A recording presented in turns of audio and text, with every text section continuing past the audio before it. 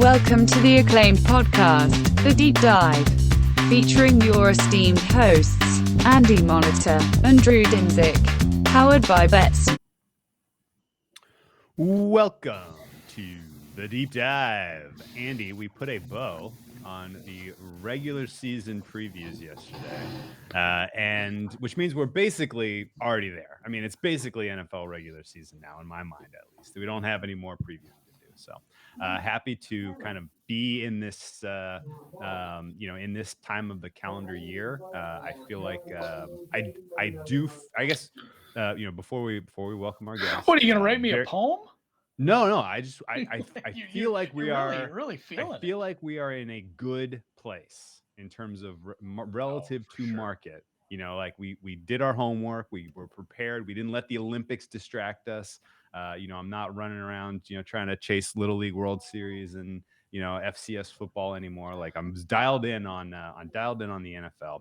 And we wanted to have one more high-level conversation to really kind of talk about the state of handicapping the NFL with one of the brightest minds in the space, content creator over at Pro Football Focus. What is officially your title? And of course, welcome back to the Deep Dive, Dr. Eric Eager. Hey guys, yeah, I was saying off air, I was like, I don't generally listen to the shows that I'm on, but you guys are the exception, so it's great to be back. I guess now it's Vice President of Research and Development, so I'm in charge of VP all of the suite. analytics. All right. At PFF. It somehow though doesn't get me out of meetings on time. So it still is not a ton of cachet yet. But yeah, I'm excited to talk to you guys about the NFL. You guys I always sort of, think, what do Andy and Drew think? If I'm like off market on something, I kind of always want to make sure that if you guys are maybe on the same side as me. So it's great to chat about the NFL season, which is, not that far away.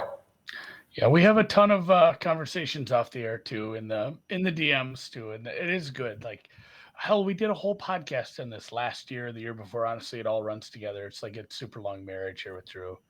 I can't forget. Like, when did we go to Poughkeepsie? I don't remember, but we did a whole podcast on networking, like how important it has become for us, and like so we have people to talk to. I think honestly, one of the first people, like Suma, we started talking to him back and forth a little, and there's been a few other guys that we added that, and eventually we got to where we're at now, where there's a ton of people we talk to, and Eric is definitely somebody we bounce stuff off YouTube for sure, and especially because you are privy to all that good data you're hiding over there. Oh, yeah, for sure. And particularly, like, I got to ask you a specific question about this in a minute, but just to kind of continue the love fest before we really get into the meat of this podcast, the PFF forecast is a perfect complimentary piece to the Deep Dive. If you don't already listen to it regularly, you should. It's funny because we recorded them almost at the same time, in time. So you're getting kind of a clean, unbiased opinion about the games, which is always fun. And realistically, the back and forth you guys have, and in general, like the headspace that your particular opinion operates in is very, very close to my own. So I always have been interested when you're a little bit off where I'm going, or in strong agreement. It's good confirmation bias probably. But speaking of research and development, you had a very interesting summer with an intern where you get to put people to work, like digging into some interesting football questions. Can you give me a little bit of insight in terms of just sort of how did your summer go? What were some of the things that you really kind of prioritized in terms of, we have this data, let's get to the bottom of some questions, and what were some of the major takeaways of that experience? This is so perfect for what time of the year it is. It's like back to school time. How was your summer vacation? How was your summer vacation? What did you spend your time doing? Yeah, it's crazy. Like, we're in a position now where I think, in the football analytics space in general, there's so much open data and free data. And so you get to see who the good people are even before you have to pay them a dime. And it's like, I remember 3 years ago, we Timo Risky, who is on my team now, he was, we were arguing with him on Twitter about stuff, and you're like, oh, this guy thinks about things really nicely. Let's hire him. We hire him. And then, we had Lao Shuiyu, who we hired last fall, very similar, where you already know, his background. And then, this past year, during the pandemic, it's sort of this blessing where I get asked to give lectures now, where they used to have to like fly me all the way there, pay for a hotel, I give a lecture. And then the pandemic like opened up this fact that like you don't actually need to do that. You just need like $50 or $100 and I'll do it, And so I give these talks. I gave a talk at like the Fordham Sports Analytics group, the Ohio State, the Michigan one bore significant fruit for us. We got plenty of interns from there, specifically Tage Seth. We also got an intern from Penn or Wharton, Zach Drapkin. We shared him this summer with the Ravens. So those two specifically have been working on a lot of the stuff that now that I'm in more of an administrative role, I can hand off some of the ideas that I have to them. And it's like sort of, historically it used to be like, if I had an idea that was a really good idea, it had consequences, meaning I had to work on it for 80 hours myself. And now I can just send it to these guys. And I mean, some of them, they turn this over extremely quickly. It's been a really good, time learning about some of the data that we have, looking at sort of how accuracy can sharpen some of the metrics we have, looking at, I think the biggest insight from a gambling perspective is almost this idea of trying to really understand passing and trying to really understand the risks and rewards of things. You have PFF grades, which I think are really stable year to year. You have CPOE, which is stable year to year. You have, EPA per play, which is actually fairly good. People diss on EPA, but it's actually fairly good. But can you sort of like even do better? Can you refine sort of expectations to a point where, because take CPOE as an example. Patrick Mahomes is so good at quarterback that he engineers throws that by the time he releases the ball, accuracy is trivial, right? You remember that touchdown he had against Travis Kelce in that Sunday night game, where CPOE is not really going to shine brightly on that play because Kelsey's open by a country mile, but he's open by a country mile because of the pocket maneuvering that Mahomes did before the throw even happened, right? So you look and so CPOE is going to tell you Cousins is better than Mahomes, which is silly on its face, right? PFF WAR is going to tell you that Lamar Jackson actually isn't that valuable, and where it comes from the very same origination. That WAR is going to tell you that Shoni Atani is not that valuable because when he bats, he's batting as a DH when we all know that he's not, right? And, when Lamar Jackson runs with the ball on design runs, he's a running back, but he's really not, right? Like, so there you find every single year, you find holes in the way that you understand the game. And it's so much fun to be able to go in and sort of dig at them. The last one I'll talk about. So last year, right when COVID happened, I sort of had this idea that society is only as good as its weakest members. And I thought about defense in that regard. And that's where the research came that basically, if you really want to talk about a unit on the defensive side of the ball, you want to look at person number 3 or 4. It's actually true about offenses too. And it especially pronounced in the biggest games. And when you look at how, for example, Tampa Bay beat Kansas City because they can play a numbers game and take away your top 2 targets. Tampa Bay was able to get rid of Green Bay in the NFC title game because Devontae Adams is the only target for Green Bay, and you can play that numbers game. And it's very similar. Andy, I know you follow the Twins. It's sort of like the Twins when we were growing up, win 95 games and make the playoffs. They were optimized for that. But when they got into the playoff series against the Yankees and Angels and A's and stuff, they didn't have a number 1 starter. And so I think teams like Green Bay and maybe, unfortunately, Kansas City last season were optimized to win 13, 14 games. But to play an elite defense, the guy that showed up big in 2019 Super Bowl was Sammy Watkins, right? He was the guy who was 100 yards in the Super Bowl, was really I think took them over the edge. In the Super Bowl against Tampa, wasn't there. And the data sort of bore that out. So football, and I know you talked about this with the Rams, Drew, football is much more of a weak link system than I think any of us sort of give it credit for. It's funny. God, you bring up those Twins teams hurt my heart. That Sure, we they won some started playoff series, right? They won some. we playoff started series. way back. I've been to a Twins playoff win. That's how long. This was in the Metrodome, for Christ's sakes. But yeah, we started Boof Bonzer in like a game 2 or something. It's like, oh man, this isn't gonna go well, isn't this? And no, and it's interesting too. And God, you're living the dream as far as having interns. Knock on wood, someday I can have some people working on research for me.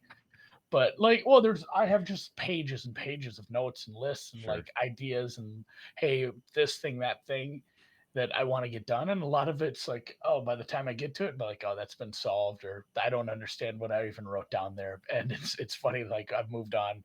I'm able to get to some of it. And I think the most interesting thing about what you have over there with the amount of data and the data scientists, the minds that you have is you talked about, some of the things with Otani and some of the other players you mentioned in the example. And we get to that on the deep dive a lot. Drew and I, and just with other people in conversations, context.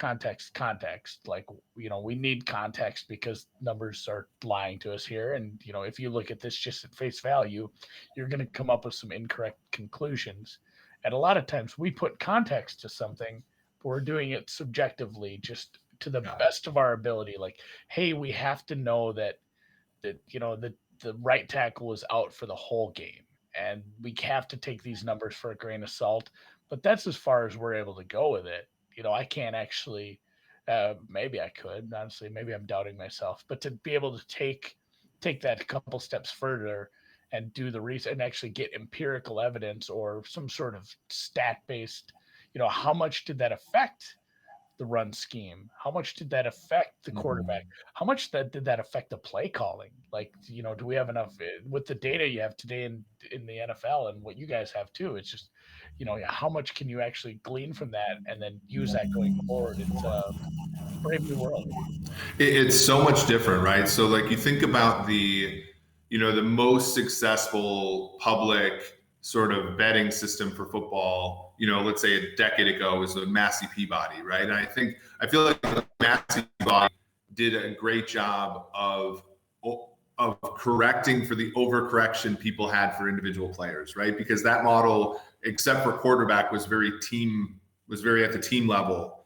And it took play-by-play data, did a good job of normalizing it, did a good job of weighing it, and produced numbers that were better than the market, because I think the market overcorrected for player injuries. They would overcorrect for a player being out, like a running back being out or a left guard being out.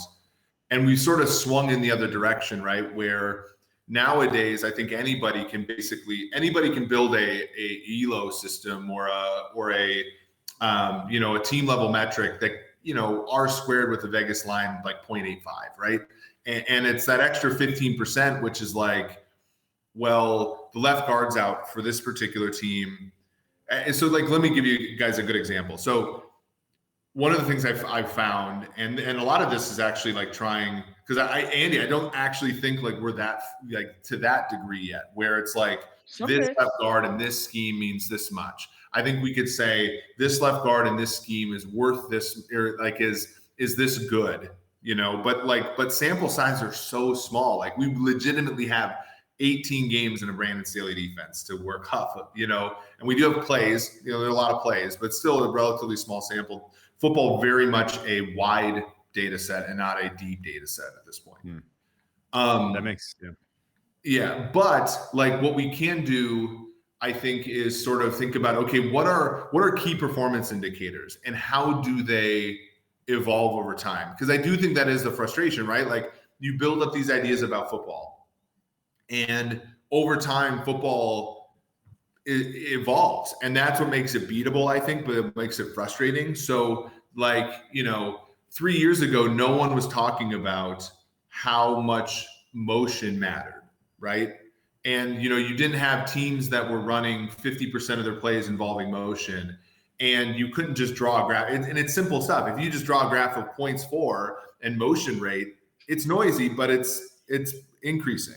If you look at the defensive side of the ball and look at stunt rate versus points against, again, it's noisy because you have to have players. but it's a decreasing trend line. And like just even getting to that point where it's like which teams are giving themselves a chance, you know, to me, I think is like the next brave world, which is, you know, can you model player value? We can do a pretty decent job of that now. I think the best people are doing that really well. Can you also find the nooks and crannies that override the player strengths? Because that's really like what makes football fun, you know, over a sport that I think is maybe a little bit more defined like basketball, right? Where it's less variance, more dependent on strong ties. Football, it's sort of this players matter, scheme can overcome that. And then, you know, and it's very nonlinear. Nonlinear is a good way to put it. All of these concepts are things that I wanted to talk about today. So I could go in like a dozen different directions. Yeah, you asked yourself all the questions. No, let's stick with kind of the idea of player level modeling versus team level modeling and try to kind of talk through, you know, first of all, if anyone's not familiar, you know, if you just take DVOA from Football Outsiders, you have a very good head start in terms of team strength. And you can put together, like you said, a composite team evaluation that gets you damn close to the Vegas number, right? But it's not going to be perfect. There's going to be some things that you're missing.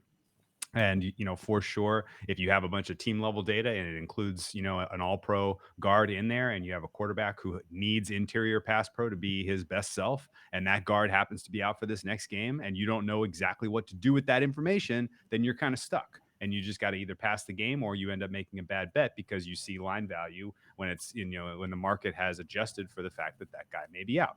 And so at some point in maybe, I don't know, maybe 2 years ago, it kind of dawned on me. You know, like, man, I can't go with the team-based approach alone. I need some compatible, you know, numbers here to at least just, I need a Z-score for basically every player on the field to tell me like, you know, is this guy going to move the needle or not?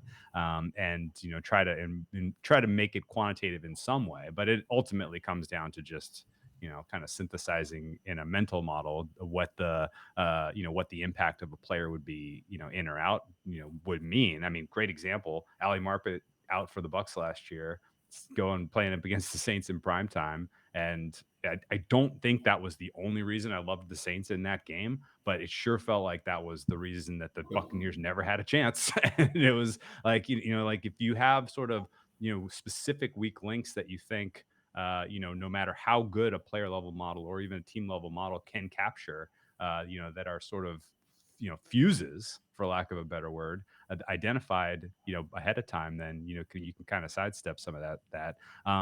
Is there, in your experience at least, is there any other major strength or reason to kind of more heavily weight a player-based approach versus a team level model at this point in time in the NFL? Yeah, they're better, right? I mean, like I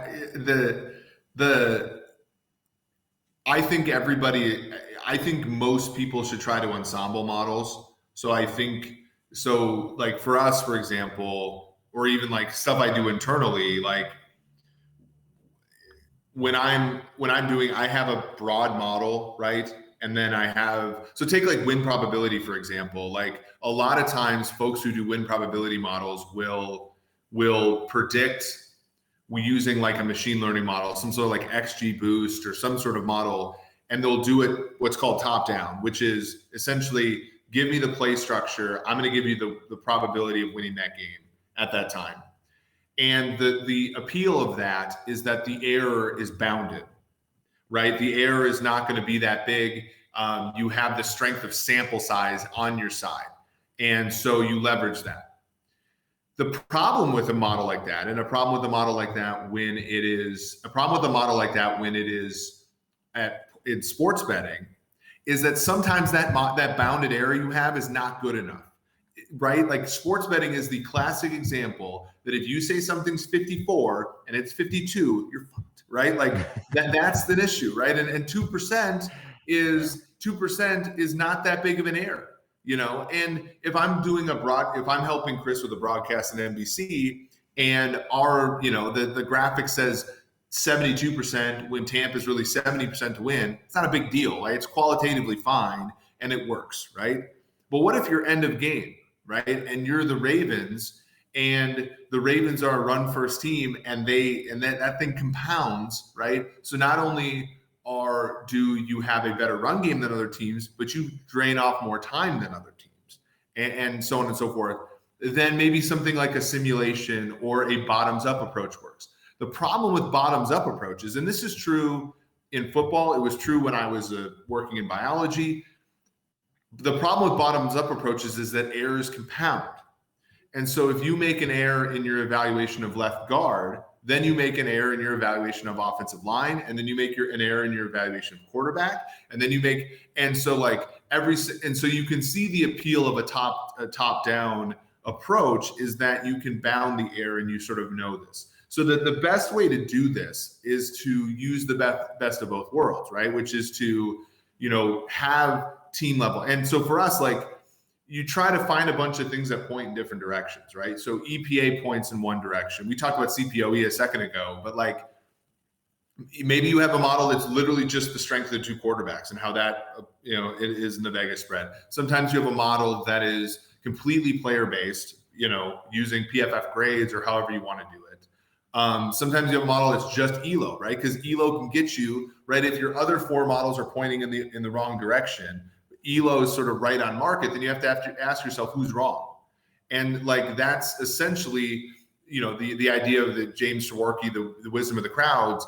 We think about, okay, the wisdom of the crowds works the best when it's a bunch of independent people voting on something. You sort of take that in a math sense and say, okay, if I have, let's say 6 or 7 independent models and I produce numbers with their models, and then I have another model on top of that ensembles them and knows how to weight them.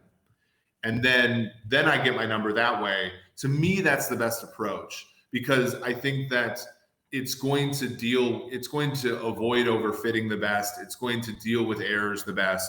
But in some circumstances, it's also going to find that like sort of corner in the data which is what you're talking about, which is New Orleans defensive line is amazing. They're 2 standard deviations better than average and have depth.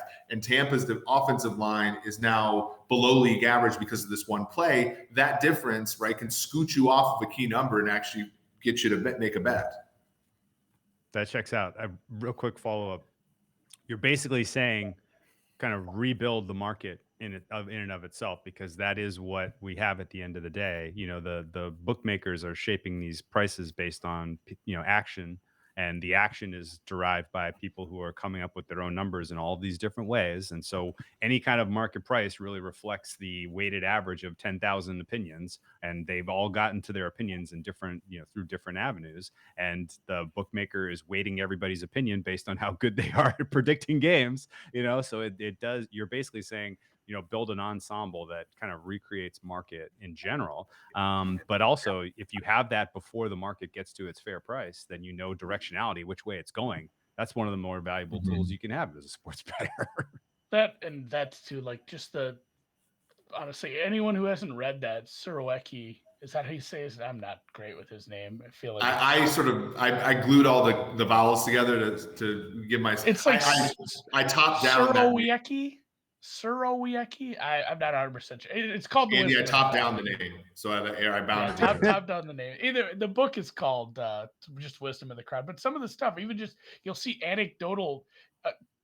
Tons of articles. You'll see anecdotal examples from that book used everywhere, as far as like, the people, all the farmers trying to guess how heavy a cow was at the fair. And it's like, there's a lot of shitty guesses, but in the end, if you took the average, it was like a couple pounds off. And I mean, and you take that, which is just kind of I don't know, what would you call that? Like a mathematical, just how things work out.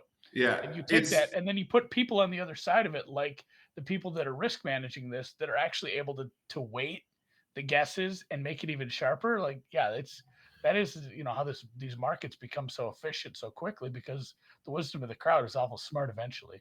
Well, and I know it can be toxic, but that's why you guys talk about having a network, right? Because the person in your network who you might not get along with is probably the best person you want to be aggregating your opinions with, because we just recorded Chris's podcast earlier today, and me and George were like, we had the same pick on like all but one game, and Chris was making fun of us. And I'm like, I mean, George and I have been talking about these games for 5 months now. Like, of course, like at this point in time, like, we've whittled down our differences, and we've convinced each other and we've come to consensus, and consensus is great, but you do need, like in life, you need people who will disagree with you. You need, and like, that's also like one of the reasons, in my opinion, I believe like we are not necessarily as wise as we're in camps now, right? Like, you know, we don't have 330 million independent opinions in this country. We have 2, you know, and so we're going to come to a weaker consensus that way.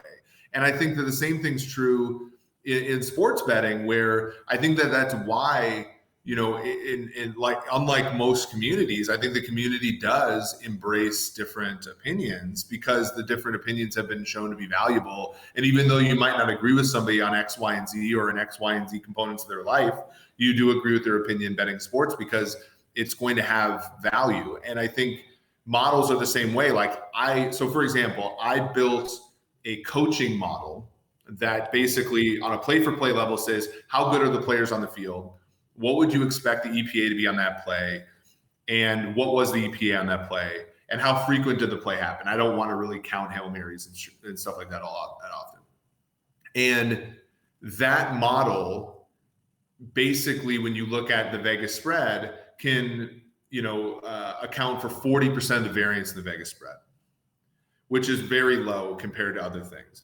But I keep it in the Ensemble because it has, it'll point out Andy Reid. It'll point out Kyle Shanahan it'll point out Joe Brady, the cover master last year, and stuff like that, where it's, I'm never going to bet based on that model, but I'm going to throw its opinion in there, because there are going to be some cases like look, the Jets, the Jets were a team that everybody was betting on last year. And I'm not going to say I wasn't on them a lot, but having Adam Gase be the worst coach in football and having that hand raised every time you run your model, like that can't hurt. What one more kind of thought before moving into some of the more interesting NFL stuff on the team level versus player level stuff. I feel like I have seen, and Andy keeps giving me shit for the Browns because they've been mushed or whatever, but there's not everybody is on the Browns. Not everybody. In fact, there's a clear I don't split, believe in mushes, gooches. I've heard people make cases moons that the Browns will not make their win total this year. Okay. And they're using reasons like Pythag from last year and, you know, some stuff that I would say, okay, yeah, that's definitely predictive. Sure. But underlying sort of the camp that I would say is somewhat cool on the Browns are people that are largely looking at team level concepts, as opposed to, I feel like anyone who's dug into what they did with that roster and has kind of fair grades on those players is like, this is the second best, maybe second or third, depending on how you feel about some of the defensive players of the Chiefs. This is the second or third best roster in the NFL now. And, you know, you don't really need like a meaningful step forward from the quarterback to be better. Like, they're just going to be better. And they have good coaching. You know, like there's a lot of good, you know, small things if you are trying to ensemble. And I guess, have you noticed that same sort of sense where people who are, you know, not seeing it they're just not looking granularly enough? And or am I kind of going too hard down the player level road here and missing the forest for the trees? Forest through the trees, whatever that saying is. Yeah, we always mix that one up. And I was going to say real quick on the Browns too. We made some decent cases that the Browns should have won more games last year. Yeah, but you could say that about a lot of teams, though. I know, but yeah. There was some goofiness with their season as well. There's a lot of their season had more context to be taken a look at than a lot of other ones. Yeah, I mean, they had 4 games where you can almost throw the data out, right? Sure. So they had 3 straight home games where the weather was really prohibitive to doing anything, and were games where they could have won the game by multiple scores to offset the games they lost by multiple scores to Pittsburgh and Baltimore, right? Like there's aspects there. There was also the Jets game where they didn't have any wide receivers. So again, like I think those games. So here's an interesting perspective. I think actually, hang real quick before, because I want to hear your perspective. But doesn't it matter more that at the end of the season, the gap between Pittsburgh and Baltimore and Cleveland was virtually zero? It does, much more than the gap at the beginning of the season. But that's part of the, like, no one, imagine trying to explain this. Imagine trying to explain EPA multiplied by e to the minus alpha t. Yes. Right? Yes. Like that's really how you're doing this, right? Sure. You Yes. aggregate EPA and you're like, oh, Cleveland wasn't even that great of an EPA team. It's like, yeah, but you're counting week one. Week one doesn't like it matters, but it doesn't matter that much, right? Did you not watch the best game of the NFL season on Monday Night Football between the Browns and the Ravens? Are you really telling me that there was more than a field goal separating those teams? No freaking way. Yeah, only Baker thought that when he gave up the safety at the end to screw all our bets. But yeah, I forgot about that. But that's not compelling. Like you guys notice every once in a while I'll post these pictures of scheme graphs, and people are always like, "Explain, please." And I'm like, "No." If you're like, this is for my own enjoyment, and if you like, I'm not telling you how to do this. I'm just like posting something I find interesting. But because I feel like the explanation piece is important, but like the rules of like this, we're still so in the explainability is the best content, but explainability is not the best way to win. If you're trying to bet on teams and stuff, and that was sort of like the that graph that Mina Kimes talked about on NFL Live, right? I told my intern, I was like, look, if you can make things explainable, people like them more.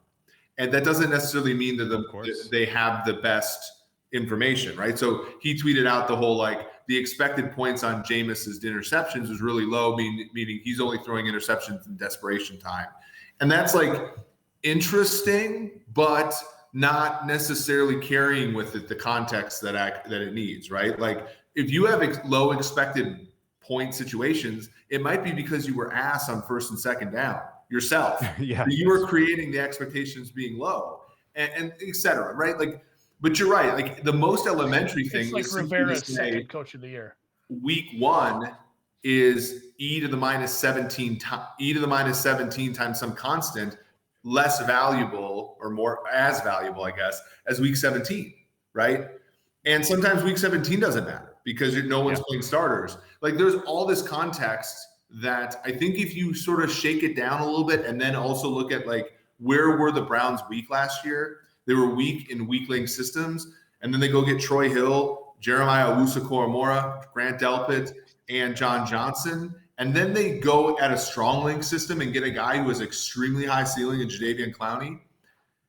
I agree with you. And I think that last season, they played a playoff game without their head coach. Like, they did.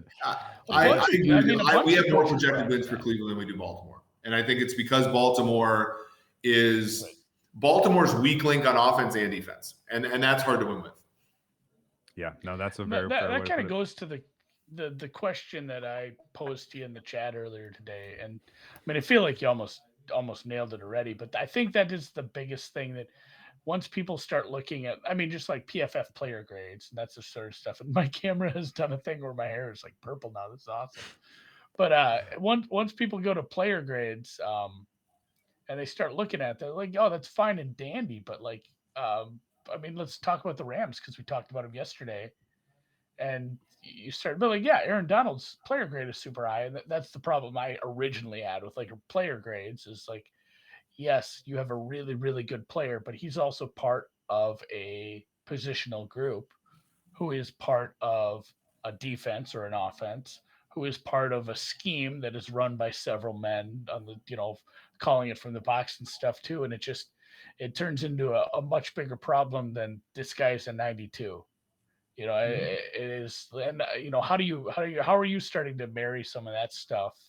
And I know that's just, maybe power ratings need to be kind of something separate from a player. I know people do that. People I have a player level model and I have a team level model, and I just kind of marry the two and weight them how I need it and do some rejiggering there with some of the context as well. But I think that's the biggest thing I get into with when people start talking about that. People have asked that question, like, yeah, he's really good, but does it matter when you are dealing with what's that true?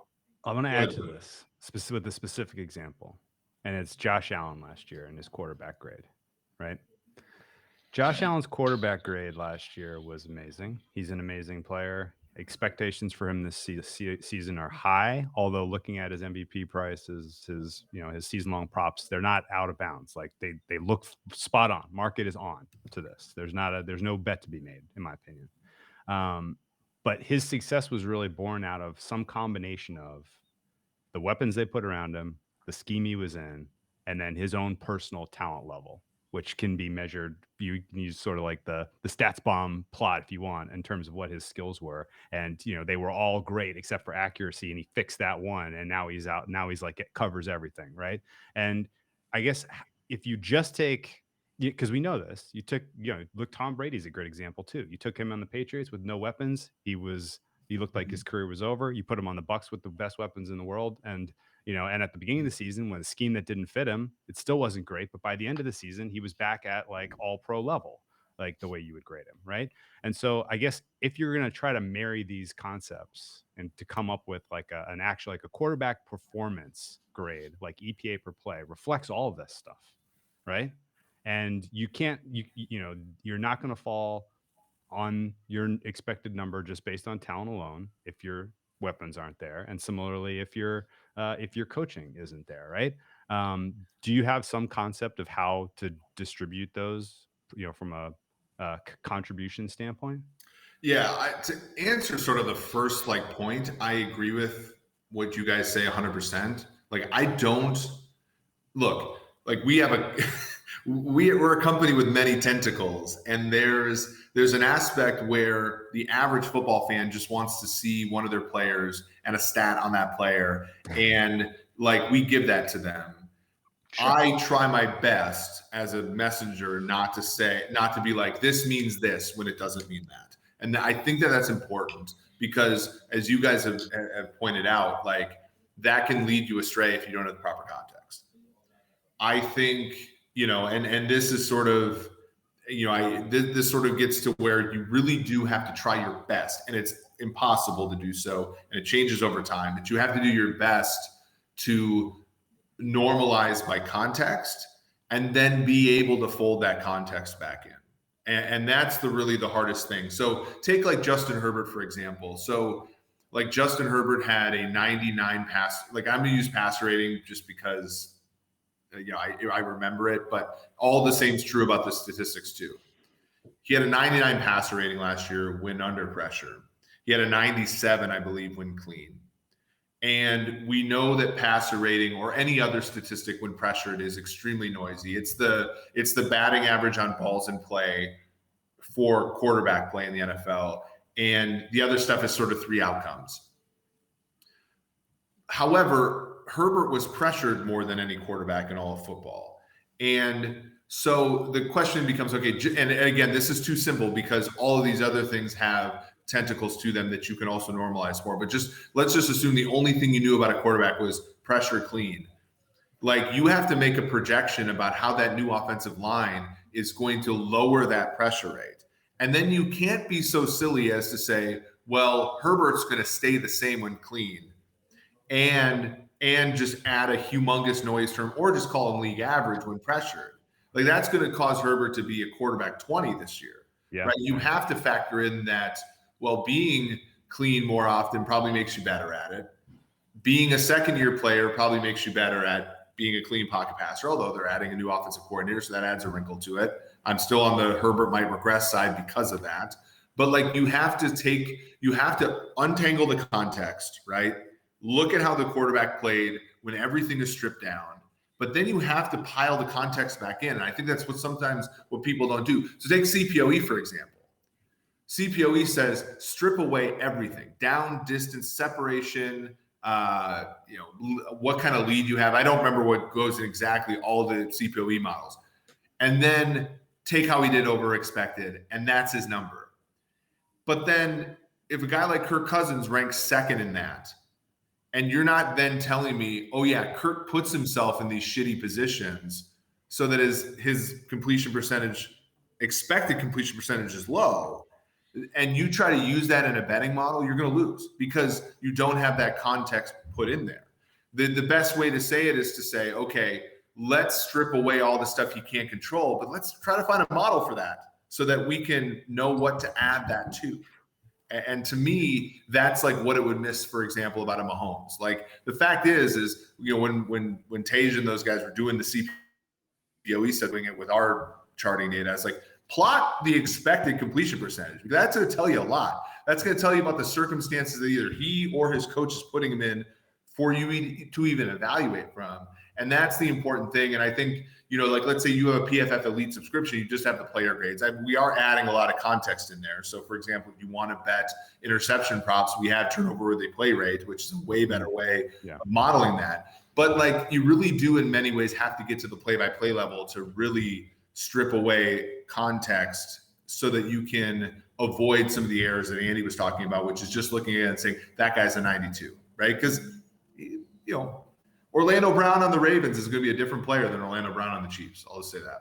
What a great segue, because I want to put your hold, Chiefs hold on up the hot quick seat. Back to the I mean, yeah, we'll get to your Chiefs. But the Herbert thing, when we both ran into that as we did our Chargers preview, we both had that like, hey, his splits don't make sense. And then, you know, the next step I take in my head is like, could that be noise? And then you say, Andy, it's a whole season of snaps. Could that be? And then it's like, yeah, it could. Like that's and that is like the biggest underlying problem that we're all running to with all of this is like legitimately an entire, even with some context thrown in, you still have those numbers spit out, and it's like, is this what's going to happen versus pressure and you know, non-pressure? And you have a whole season, and a whole season sounds like a lot, but it really isn't. And it makes forward forecasting on a guy like him. And you mentioned all the wrinkles we're throwing at him again with the coaching staff and, you know, maybe some new systems down there. Like it makes it really, really difficult to forward forecast somebody like him. Well, and our main job, I would say half our job at PFF is consulting with teams. And I would say, to me, the biggest team level problem in football analytics is not drafting QBs. I actually think you can make the draft, which quarterback you draft, more trivial than people want to make it out to be because of the edge you get and how much you pay him or how little you pay him. The biggest problem in football is deciding whether a guy who's been good on his rookie deal is actually good. Like to me, and you know, Mitchell Schwartz had that tweet where he said, 3rd and 6, you know what a guy is. And I looked at it and I took 3 years of 3rd and 6 plays, and it wasn't even a full season's worth of dropbacks. Like, again, we're dealing with sample size, and that was not even throwing out anything else. I was just looking at down and distance. So if we wanted to throw away like things like, you know, behind by a certain, there could have been a kneel down on 3rd and 6. Yeah, like exactly. If we wanted to put in like, you're probably talking about 200 dropbacks. And I think for us, like, do you imagine if you were evaluated as a sports bettor based on like, no, you know, like stuff like that. It's like, which 200. it's really a tough thing. Right. And like, even like, I think I know that Patrick Mahomes is good no matter what, but there's still error bounds around that. Yes. And I think with Herbert, like or Josh Allen, you know, it's tough. It's really tough. Okay, let's pretend, and I'm not saying these are my weights, but let's just pretend that the ensemble of your quarterback expectation for this season is born out of 40% talent level of the quarterback, 30% the scheme he's in, 20% the weapons he has around him, and then 10% the protection, right? I think we can all acknowledge that with the Chiefs right now, the 90% has always been perfect around Chiefs and Mahomes. The protection, which is the smallest piece of the pie, fell apart in the Super Bowl, and it feels like the organization reacted to just one game in terms of all of their offseason decision making, which we've seen a lot through history in the NFL. You look at your last loss, whatever, you know, it was an important loss, and you're like, what did we do wrong? Let's go fill all those holes, because, you know, you're fighting the last war you lost, right? And it did, to me at least, seem somewhat foolish, because for Mahomes, if an average quarterback, 10% matters for protection. With Mahomes, it's smaller than that, because out of structure is where he does the most damage to you, I feel like. And if your protection goes from, you know, as long as it's above the Mendoza line, and I've been using the Mendoza line a lot for lots of different things, but That's like funny. there's sort of like there's a line where as long as it's at least meets this bare minimum, then everything functions correctly. Goes below, then you have the Super Bowl outcome where everybody says, well, it was the protection that failed, obviously, right? And that all happens a lot on run defense as well, and we'll get into that in a minute. But as long as it meets a bare minimum, why do you care? Why not invest more of your resources in pieces to put around him? And, like if you have league average protection for Mahomes on every single snap this season, but you have a second and third option that can create separation down the field, my ceiling for my median expectation for the Chiefs offense is higher. My ceiling is like all time great, right? Am I on the right trail here? And do they deserve some criticism for the fact that all of their resources really went into the pass pro? The Orlando Brown decision certainly deserves criticism. The Joe Thuney one deserves criticism, as good as he is. And to Andy's point, like, he's a 90 grade, right? But that doesn't mean he should be given the bag. And like, that doesn't mean you're some capitalist, like, you're a nihilist for like, wanting him not to be paid, right? Like sure. There are constraints here. I think your head is where my head's at. The issue, I think one of the issue where the Chiefs came up is there weren't that many great options available in free agency. They tried their hardest at Juju. They made Juju a better offer than the Steelers did. He turned him down. They lost on Josh Reynolds by $100,000. I'm trying to think of the other ones. That was. And again, it's sort of one of those things where it's like, hey, Eric, can you clean the dishwasher? And then I'm bad at it on purpose. And then you never ask me again. Like there might be something like that where like the Chiefs tried at wide receiver, but really they wanted.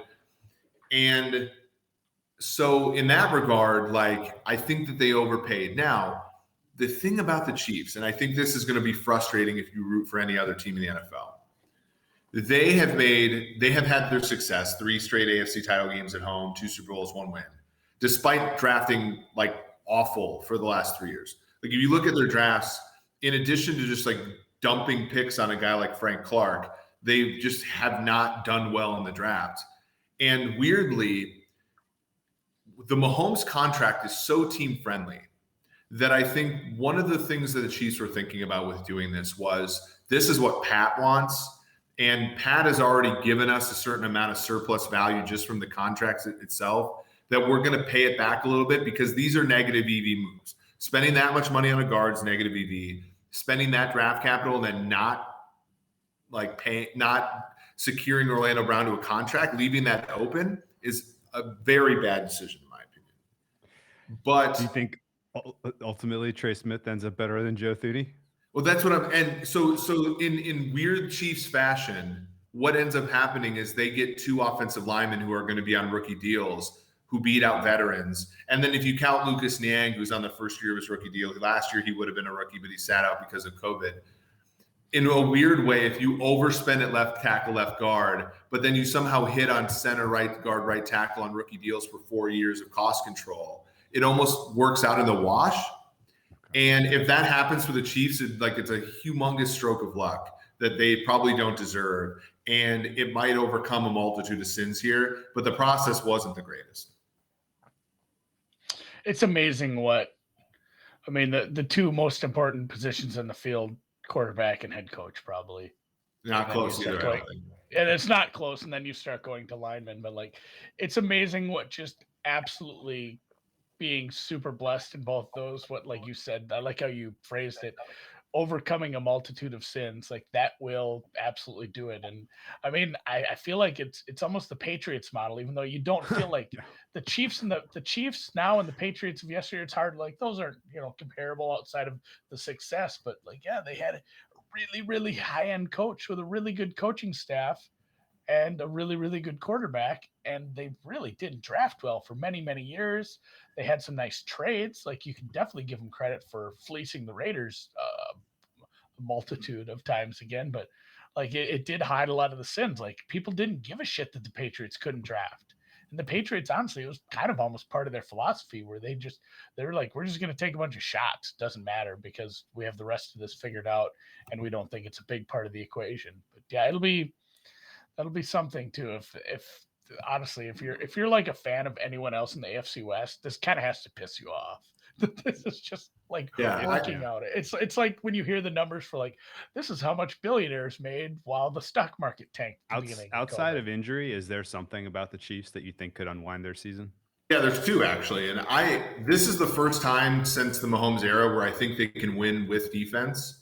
Like I actually think, and when they did the Thuney thing and they did the Orlando Brown thing, and they didn't draft a corner, I was like, they're going to be not deep here. And I can imagine, they lose a Super Bowl game because they have, let's say, a ton of injuries in the secondary. And then next year they do the same thing. They sign every defensive back that's available.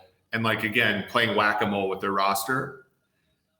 Their approach of like going after sort of like wounded first round picks like DeAndre Baker and Mike Hughes, like in a weird way has sort of saved them here. Like I actually think they have good corner depth. But the two places where they could be really hurt is edge, right? Frank Clark is a ticking time bomb on and off the field. He was terrible last season on the field. They don't really have somebody that can complement him. They're moving Chris Jones out to edge because they actually have really good interior players. So maybe that curbs it a little bit. Andy, you'll like this. I always sort of compare that to John Randall. Like John Randall was such an amazing interior player. And when the Vikings like sloughed off the defensive line for a decade, they just like moved John Randall wherever like they sucked. And like that would like sort of do the trick. And I think that's what they're doing with Jones here. So that's one edge. And then number 2 wide receiver. Like, I don't know who they're like. I don't think McCole Hardman's it. I don't think Demarcus Robinson's it. They just cut Cornell Powell, who they took in the 5th round to sort of try to shore that up, especially in the red zone where they're actually a little worse than they should be. So those two to me are the big ones. Yeah. T. Higgins over Clyde Edwards-Helaire all of a sudden looks like it would have been. But you look at the team, the Ravens, the team that we think is really sharp, also went linebacker, running back in the first 2 rounds of that same draft. And it goes to show like no team, whether it's the Ravens or Chiefs, are good enough to make those kind of picks.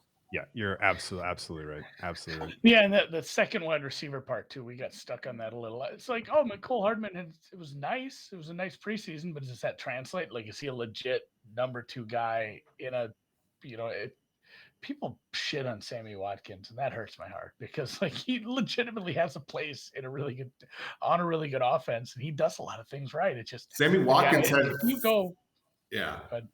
Sammy Watkins had 3 playoff games over 90 yards receiving in 18 and 19. Like he was exactly what they paid him for. And again, that's the difference. When you have a quarterback on a rookie deal, you can overpay for Sammy Watkins, right? You can lay. I always think about these in terms of bets.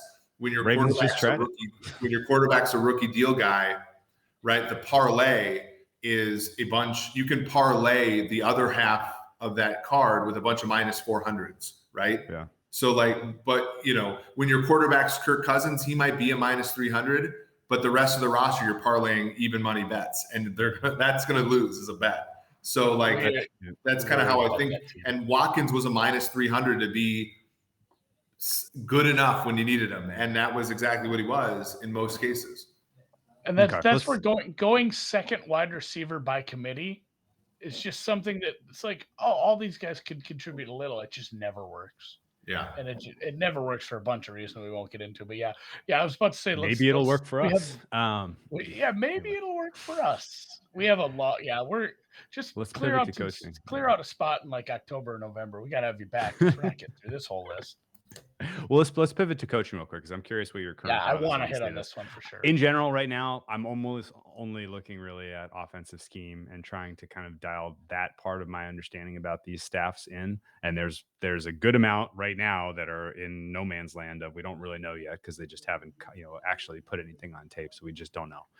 But of the ones that we do know, there's kind of an elite group, the Dables of the world, where that they're going to pass. They're going to do everything plus EV in terms of sequencing. That they have, they're not going to take their foot off the gas in game. Teams that I would comfortably lay touchdown more against the bad passing defenses in the NFL. And then you have kind of a cluster of teams where you're like, okay, these are good coaching staffs. They use play action effectively. They, they're not running often on early downs or putting themselves in minus EV positions, but they tend to kind of lose it a little bit once they have a lead, or they get a little conservative with the lead, or they just I would almost put Shanahan really in this category. A guy that didn't really have a concept of how many points he needed to score to win the Super Bowl either time he's been there. But then he also waited until year 5 as a head coach to get a real quarterback. Like that also it's part of the equation for me. Sure. And then there's like a tier of guys who you're like, we know they don't have it, right? Yeah. And then there's the unknowns, right? How do you take what we do know about coaching and these different groups and then put that into some sort of handicapping approach?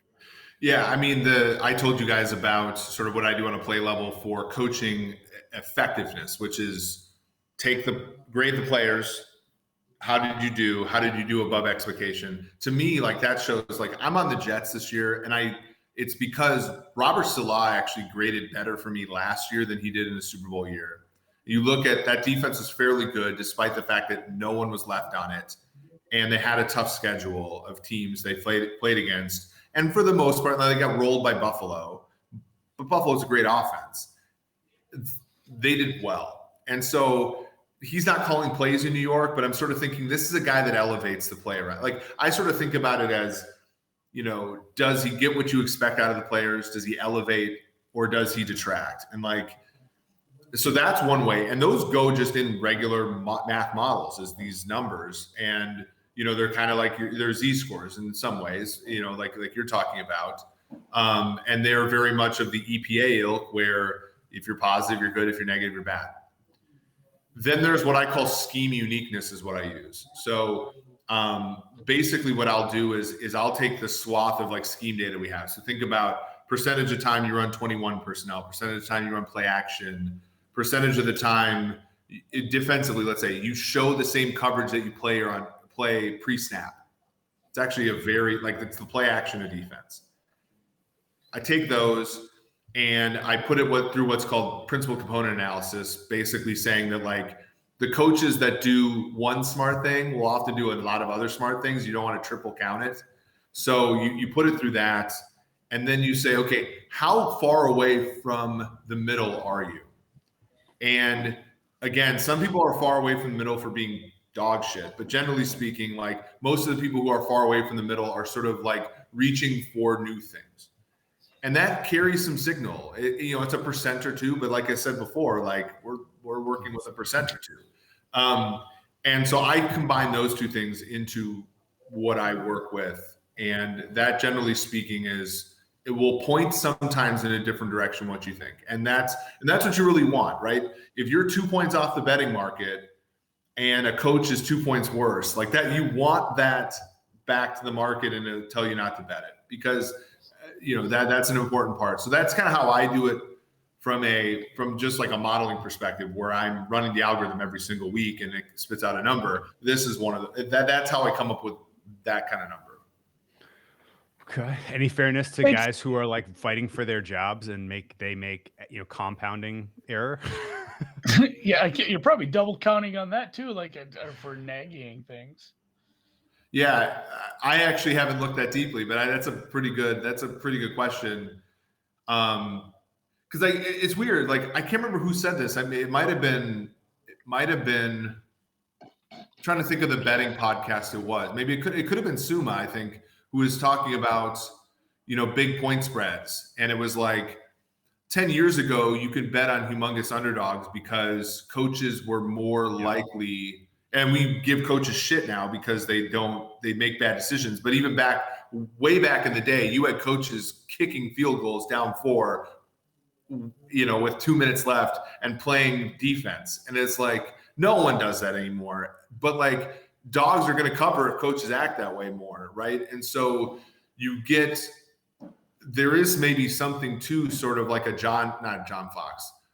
That was a slip of the tongue, but Vic Fangio, who I think is a lot like John Fox, who this season is basically with his starting quarterback decision saying, we're going to lose a bunch of games, but we're going to cover a bunch of games, right? Like that could be more in the model. Whereas been against all season. Yeah. Maybe John Gruden like doesn't give a shit about covering, and he's just trying to win, baby, and like trying to score some points. And he'll beat a Kansas City every once in a while, but he'll lose to he'll not cover -16 against. He'll never be -16, but he's not going to cover -10 against New England last year or something like that.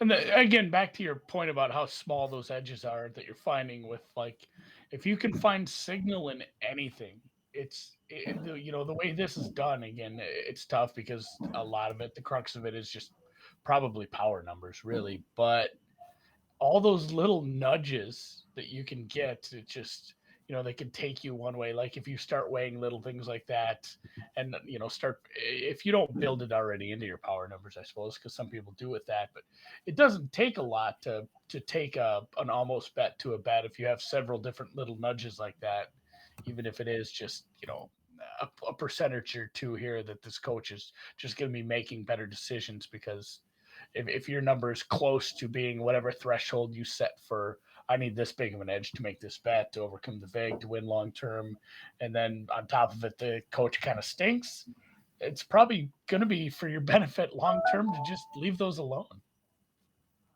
That's exactly it, right? I mean, the big thing when you're trying to, I feel like these extra sharpenings just take you off of bad bets more than they pull you towards good bets, I guess, right? Because I feel like for a bet, and especially in a very liquid market like the NFL, there better be like a number of reasons. You better let's say you have 6 models and 5 of them are dead nuts on the market. Then there might be one that you're developing that no one that isn't incorporated in like the wisdom of the crowds that is the betting market, that can maybe push you towards a play. That could happen. But to me, I think there's more value in, let's say your 5 models are off by 0.5 point, and let's say that's 3 versus a 3.5, and you're like, oh, I bet the dog here. And then that next model that you developed is in the intuition of the really sharp bettor, and you just haven't incorporated into your metrics yet. And it pulls you up to that 3.5 and says, oh, I'm not betting this game. Like that, to me, I think that's maybe where the value is like, there are plenty, I think of you guys, I think of Suma, I think, the people that bet football, and it's like these people intuitively know things that I'm just like, it sounds silly, but sometimes I feel like analytics is just confirming the priors of people who have really freaking good intuition. And, the stuff in Belichick's brain, I'm trying to codify right now. And if my finding percentages here and there can get me off a bad bet, I think that's more valuable than it can getting me on a good bet. You think real quick, I'm going to wrap this up and give you kind of 3 points to think about throughout the first half of the NFL season, and then we'll touch base with you mid-season or so, like Andy suggested, because there's a bunch of more stuff I wanted to cover. But on Belichick, we could do a damn daily segment with you, Jesus. Do you think Belichick's going to be impacted at all by the retirement of old Ernie Adams' pink stripes? Well, the truth about Belichick, and I got filleted for this, but I put Belichick as my 6th best coach going into the year. Belichick has been not a woke 4th down guy for a decade.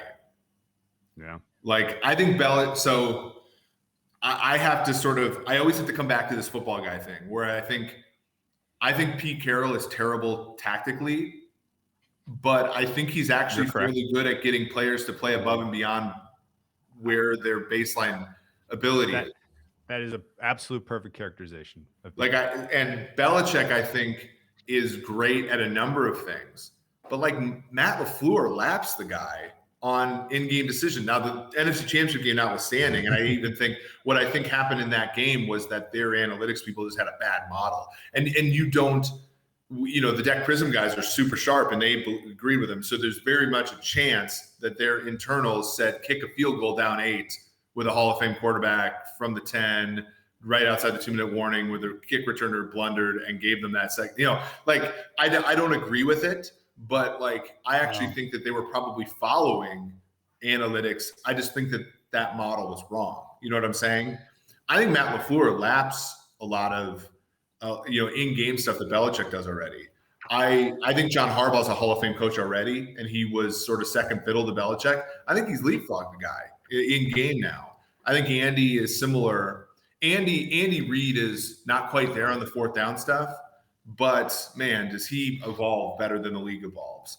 And so, like, I think Ernie Adams being gone will hurt, but I also think that like that influence of the in-game stuff has been waning for a while. Like there was that Sunday night game where they were favorites at Baltimore, and I don't know, we were out to lunch because Baltimore kicked their ass, but like in that game, they kicked a field goal on 4th and 1 from Baltimore's 4 with like 30 seconds left in the first half, and they could have tied the game. Like they make those decisions way more now than they ever used to, and they made them with Brady. It's not just with Cam. They made it with Brady, and to me, I think Belichick is still a very plus coach, but I would not make him the coach anymore. Well, and why does that LaFleur decision or whoever made it stick out so much when he was such a plus EV coach overall? Correct. Being aggressive? Why does it stick out? Because they lost a game. They lost a high profile game, yes, a national television playoff game. Nobody's going to bring up all the other good decisions he made. And the same thing can be said for the Patriots. Like, why don't we dog on Bill for this more? Because they win. Like they win despite this. So it does get kind of hidden, and you don't have to dog. You can't dog on Bill Belichick. But like, how are we going to rip on this guy? He keeps winning all these Super Bowls. Well, so you can't was that him or Brady? But and that's the thing. Like, I'm not saying if it's fair or not. I'm not saying if it's right or not. I'm saying that's the reasoning behind it. Yeah. And it's crazy because I think Bill has been okay evolving with other parts of the game over the years, but I mean, you're right, and you wonder if this is just something that's coming eventually, because watch out, honestly, if that, because he's still obviously a dangerous coach with a good coaching staff and some talent on the roster yet. But yeah, it is interesting how big that's become now that we can, and there's 10 different models that are decent you see out there, but they're all fairly close. But now that you can actually quantify, like, how much did this hurt you? I think that's got to be going across this desk somehow. And now we can actually see, like, hey, the coaches are more than just the rah-rah cheerleader, get people to play up guys. Like, if they are the final buck on these decisions that we can see are making huge relative swings to the game as far as their chance to win. Like, it almost creates some fun accountability for anyone who's able to have access to these numbers. I mean, imagine playing Big Brother with your players, making them wear these stupid things to track their motions and tracking their eating and all this for a % or two, and you're Mike Vrabel and you punt away 7 win probability points against the Ravens in the playoffs. Like, to me, 70. That undermines your ability. Like, if I'm Harbaugh and I'm like, look, I'm not only asking you to give me these percentages, but I'm giving them to you as well. Like, I think that is a humongous thing. And when Belichick doesn't do that, I don't say it undermines him as much, because again, like what Andy said, is like LaFleur made a blunder in a high profile situation. Belichick is still living off of the one decision he made in Indianapolis in 2009 and sort of being the darling of the community, but like, he has not maintained that. I think he stayed mostly the same, and the league has sort of grown away from him. And again, he can make that decision out of aggressiveness either. He didn't make that 4th and 2 decision out of aggressiveness. He made it out of, I know we will lose if I give Peyton Manning the ball here or there. It doesn't matter. We cannot give him the ball or we will lose. Yeah. And that was factually true. And realistically, that's what LaFleur needed to be in that moment, which is that if we do not get a touchdown on this play, we lose. We won't get the ball back. It's not coming back to us. We got one more chance if our defense stops. They're getting run amok by these guys. Think about the game you're in. And instead he opted to, we'll rely on our defense to get us one more. It's something I've brought up numerous times as far as the Boise State Oklahoma game. Like, those were fun plays. Those were awesome that they had those in the back of the playbook. And it was even more fun that all of them worked. The odds of that ever happening where all of those trick plays work again are so minuscule. And they didn't say like, this is how we win the game in a crazy manner. It was like going for all those fourth downs and everything. It's like, and the 2-point conversion on top of it was just it was the Peyton Manning thing. Like Adrian Peterson's going to run for a touchdown every time they have the ball from here on out. So like we can win this now, or we can lose it on the next drive. Like the Peyton Manning thing for sure stinks. Yeah, like that was in that moment there was it no didn't matter. You have to do this now, or you're losing one way or the other. Yeah. Okay, let's put a bow on this. This was an incredible discussion. We'll save some good stuff for next time, but just for the record, I'm curious your thoughts on how can a mental model outperform an analytical model when it comes to handicapping the NFL. Number two is how is run defense best analyzed? Because for some teams who have elite offenses, you want to be bad at run defense on purpose, because that you will have you want to incentivize your opponent to make minus EV decisions offensively. Yeah. But if you're on the other end of the spectrum and you happen to be really bad offensively, you absolutely want a good run defense, because you're going to need as many opportunities as possible to get your offense out on the field to make up those points, right? Like, how do you define incentives in terms of how you build out a run defense? I'm curious there.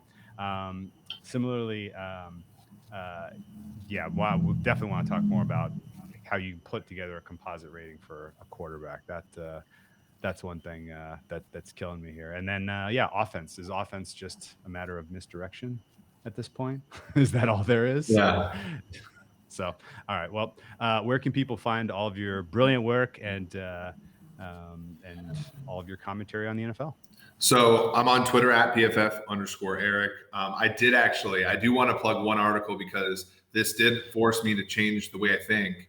You talk about run defense. I wrote an article in December last year called "Interior Run Defenders Matter." Very much I think you're thinking about it properly, which is you want to entice people to run. There are certain players who can win even if you do that in the run game. And that to me is the bee's knees, and something that I myself undervalued significantly in the NFL for a long time. So that's a good thing. And then George and I have the PFF forecast. I'm imagining we'll have you two guys on, as we did before the draft. I gotta say, guys, when you were on in April, I want to say that when you were talking about the first edge defender taken, the market literally moved when that happened.